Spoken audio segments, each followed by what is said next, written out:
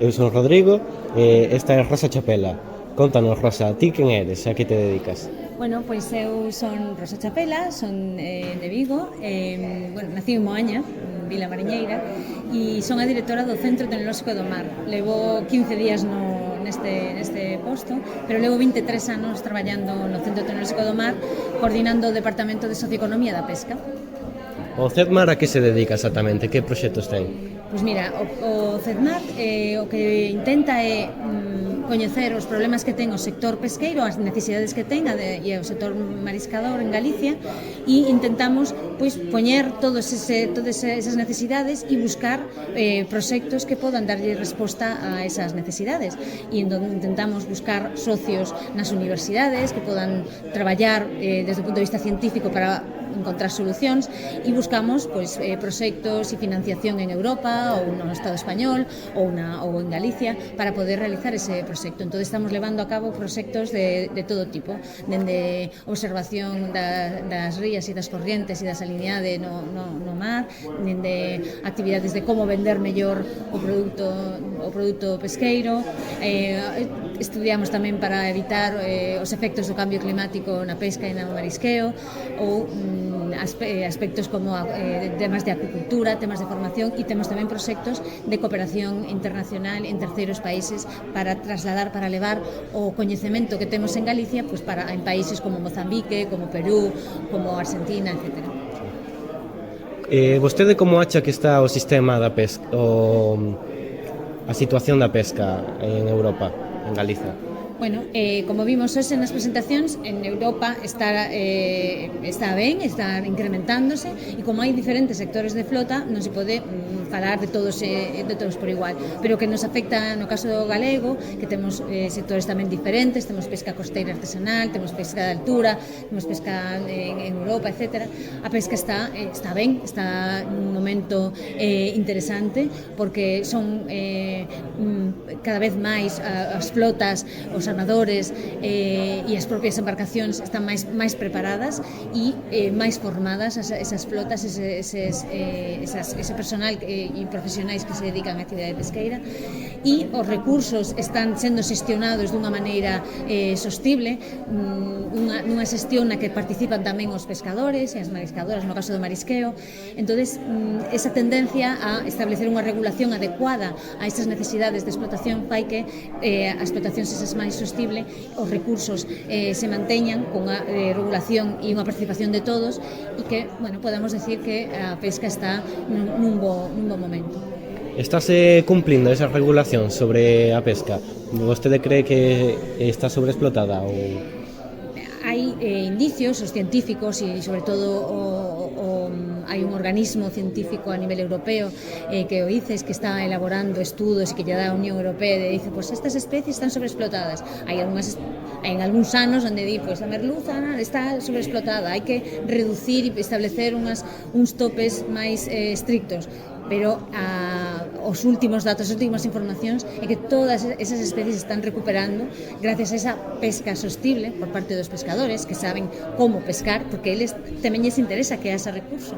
Entón fan unha explotación que non é para nada salvaxe ou ilegal ou desregulada, sino que cumplen os seus cupos, cumplen os tamaños, cumplen as cuotas que lle corresponden para poder establecer esa xestión adecuada. Entón, sí que hai un complemento, obviamente, e polo seu beneficio tamén, porque miran para o seu futuro e efectivamente fai que se manteñan ao estado dos recursos.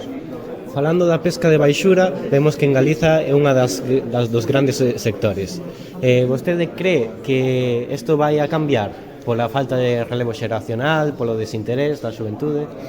Non cabe dúbida que o tema do relevo xeracional é un dos grandes problemas que está na mesa de todas as administracións, europea, estatal, autonómica, pero evidentemente, como comentamos ao principio, está afectando a todos os sectores, non solamente a pesca, tamén na agricultura están tendo ese problema, e en moitos outros máis, que a xente nova non ve estas profesións como as máis atractivas do mundo, cando sí que o son. O que pasa que, mellor, quizá temos temos que vender, temos que cambiar a imaxe que estamos trasladando, que estamos informando de que moitas veces as mensaxes que chegan son catastrofistas ou dramáticas, de que a pesca é moi duro, da pesca va moi mal, os estoques están moi mal. Entonces quizá hai que deixar de dar esas mensaxes e seguir sendo optimistas, porque hai peixe, hai recursos e hai unha actividade profesional que ten unha carreira profesional detrás importante e que efectivamente están formados, hai actividade de formación, hai subvencións, hai axudas e hai tamén unha xestión por parte dos propios pescadores e das mariscadoras que están eles tamén xestionando a súa propia actividade e iso fai atractivo a propia actividade pesqueira. Entón, no caso galego, eu creo que a pesca artesanal seguirá existindo por moitos anos, eso esperemos, pero non vexo que haxa indicios para que non, a salvo do que comentabas do relevo xeracional, pero que polo de agora eu creo que sí que resulta atractivo e que esperemos que se manteña como até agora, ¿no? Como vemos sempre o cito, mensaxes como a que dá pescadores como Roselio Santos en ese tono positivo e que son atractivos para invitar a xente nova a que continúe nesa actividade profesional, son de todo punto benvidos. Cara onde cree que debemos enfocar a atención dos medios, dos proxectos, cara a biotecnoloxía, cara a pesca, cara a sostenibilidade? Como decía antes tamén, se sigue pescamos moito, pero quizá e en previsión de que a mellor non pesquemos tanto, que se siga pescando, pero que se pesque mellor e que se pesque e que todo produto teña ese valor que se merece, que o propio pescador, o propio mariscadora non se desentenda do produto cando chega a lonxa e entrega, sino que pense que ese produto ten que ter un valor aínda maior, que temos que revalorizalo, que temos que vendelo mellor e que chegar aos consumidores finales, sobre todo a xente nova que é máis reacia últimamente ao consumo de peixe, pues temos que ver como darlle un valor ao que estamos pescando para poder gañar máis, evidentemente, seguir con ese valor engadido que se di dos produtos do mar, e quizá por aí é onde temos que ir, ¿no? Por ver como chegar a ese consumidor que últimamente está deixando de comer tanto peixe, e sobre todo o peixe noso, o peixe quilómetro cero, como digo eu, o peixe da pesca artesanal que temos aquí todos os días e que é garantía de nutrición, de saúde para todas as comunidades, ¿no? E desde logo mandar ese mensaxe da pesca e da pesca sostible a toda a sociedade, que todos sepamos, non solamente a xente do mundo do mar, sino intentar chegar a xente que vive no interior ou que vive sin coñecer que é o mundo da pesca, darlle esa mensaxe de como se pesca, que importante é a cultura mariñeira no noso país, para nós, para os que vivimos no mar e da pesca, e que entendan a importancia que é cada vez que consumen un produto do mar. Ti crees que as novas tecnoloxías están axudando ou están pola outra banda perxudicando as pequenas empresas que teñen unha maior carga de burocracia? Eu non o creo, eu creo que sempre as novas tecnoloxías son boas e, aparte, sería ridículo pensar que non, porque non podemos ir en contra de toda unha ola, unha revolución non tecnolóxica que nos está acosando e co que estamos convivindo, non, todos os días. Non, é inútil ir por detrás. E, aparte, si queremos crecer, pescar mellor, con lo que dicíamos antes de pescar mellor, non vamos poder facer sin as novas tecnoloxías. As novas tecnoloxías nos están axudando a que haxa artes sostibles, que nos axuden a pescar mellor sin alterar os stocks, nos permite que haxa drones mariños que nos axudan a vigilar e a facer seguimento dos stocks tamén, ou a controlar as salinidades ou coas bollas mariñas de última tecnoloxía.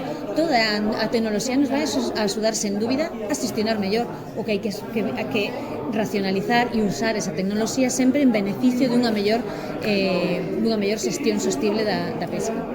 Vimos que vostede está involucrada nos proxectos de igualdade de xénero, como en Afganistán, Vietnam, impulsando a que mulleres podan traballar nestes sectores de acuicultura. Vostede, que está facendo nestes proxectos? Bueno, o que fixemos dende hai moitísimos anos foi traballar coas mariscadoras aquí en Galicia, impulsando sobre todo a súa visibilidade. O sea, de que eu empecé, pois eso, no ano 1998, cando moitas mariscadoras pois estaban sin ser recoñecidas a nivel incluso de problemas de saúde laboral ou incluso a propia visibilidade, ¿no? Era como sempre decíamos que eran invisibles. Sin embargo, agora pasaron xa 25 anos e se pode dicir que as mulleres mariscadoras teñen o seu recoñecemento, son auténticas profesionais e ademais elas mesmas crearon as súas propias organizacións, teñen representación en Bruselas, en Madrid, en Galicia. O sea, chegou a un nivel bastante importante de desenrolo profesional e persoal.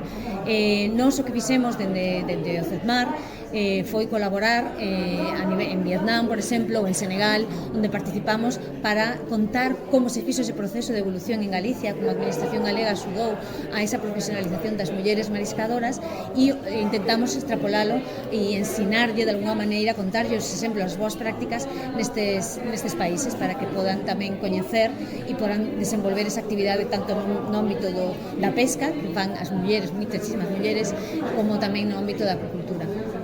No seu caso, na súa experiencia personal, vostede tivo que facer unha maior carga de traballo comparado cos seus compañeros homes? Ao principio, cando non tes fillos, pode ser que non, que máis ou menos eu creo que foi igual. No ámbito da ciencia non temos tantos atrancos probablemente como as tías mariscadoras, que teñen moitísimo máis difícil, porque teñen a súa casa, e os horarios de oficina non son tan fáciles como os que temos nós, e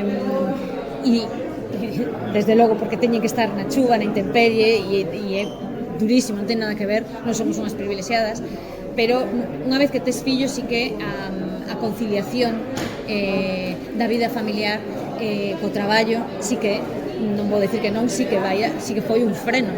E cando tiven os meus nenos máis pequenos, tiven que dirimir entre que fago. Traballaba as miñas horas, pero antes de telos, pois a mellor iba a cursos de formación, me preocupaba por formarme, por crear, por crecer máis profesionalmente, pero recoñezo que unha vez que tes fillos queres estar con eles, queres tamén transmitirlle este coñecemento e esta cultura mariña, tes que estar con eles, e restou evidentemente sí a miña participación en cursos de formación ou en creación profesional. Pero bueno, ahora xa volvemos a unha etapa na que podemos seguir traballando e os nenos crecen, xa teñen a súa vida, entón podemos seguir traballando. Entón, agora mesmo non podo decir que haxa ningún tipo de problema nese sentido.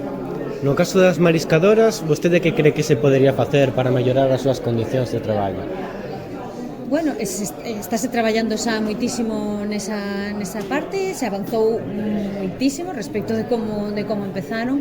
Se lles fixeron proxectos para encontrar as mellores vestimentas coas que poderan traballar, porque pensade que están os movimentos teñen que ser bastante flexibles e áxiles para poder recoller os produtos do mar. Entón, se fixeron tamén moitos estudos e modificacións legais para recoñecer os problemas de enfermidades, os problemas que teñen de saúde por estar tanto tempo no mar e na humedade, de artrite, etc. Pero quizás ahora o que sí habería que preocupar ou ver era a súa compatibilidade con outro tipo de actividades, a conciliación, no momento en que non están realizando actividade de marisqueo, se poden realizar outra actividade ou non, ese tipo de cuestións sí que merecerían un futuro estudadas. Falando da súa formación, vemos que se graduou en Dereito.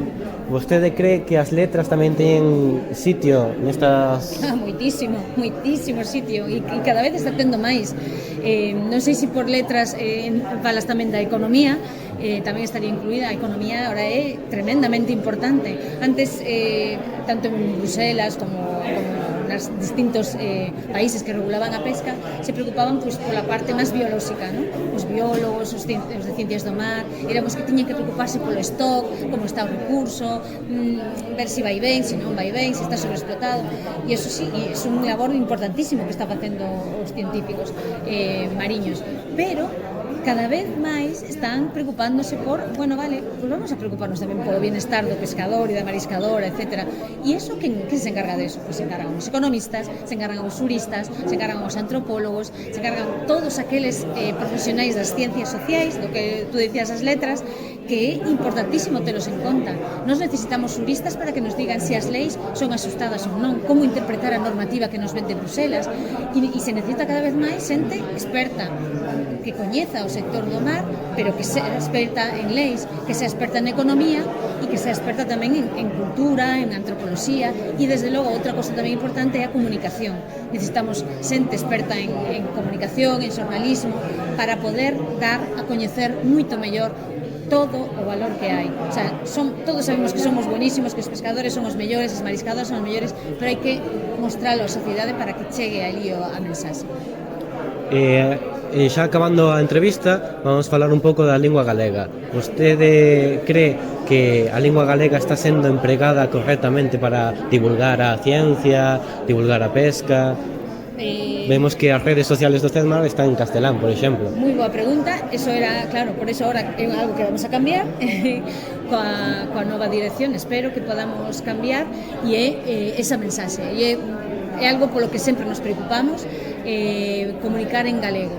Moitas veces no ámbito do CEDMAR, como somos unha institución que a maior parte dos proxectos son internacionais, pois moitas mensaxes van en inglés ou en castelán, pero e iso é algo no que me empeño persoalmente, é que o noso sector, se algo fala, e sabemos ben, é o galego. Entón, é a lingua, debe ser a lingua prioritaria para comunicarnos, porque a mensaxe ten que chegar primeiro a eles e a elas. Despois, vale, se hai que facer 3 tweets, se fan, que non hai un problema, pero o importante é mandar a mensaxe en galego, e é verdade que a divulgación en galego non é maioritaria, pero debe ser e ten que selo. Eu, polo menos, a miña comunicación en galego, aos meus fillos en galego, como temos que facer a comunicación, e esperamos que tamén esa comunicación ao sector, e non solamente ao sector pesqueiro, sino a toda a sociedade, chegue no idioma no que falan pescadores e mariscadoras. Bueno, isto foi toda a entrevista. Moitas grazas pola súa implicación, polo seu traballo, e moitas grazas por concedernos estes minutos. Moitas gracias a vos, un placer e encantada de participar. Gracias. Gracias.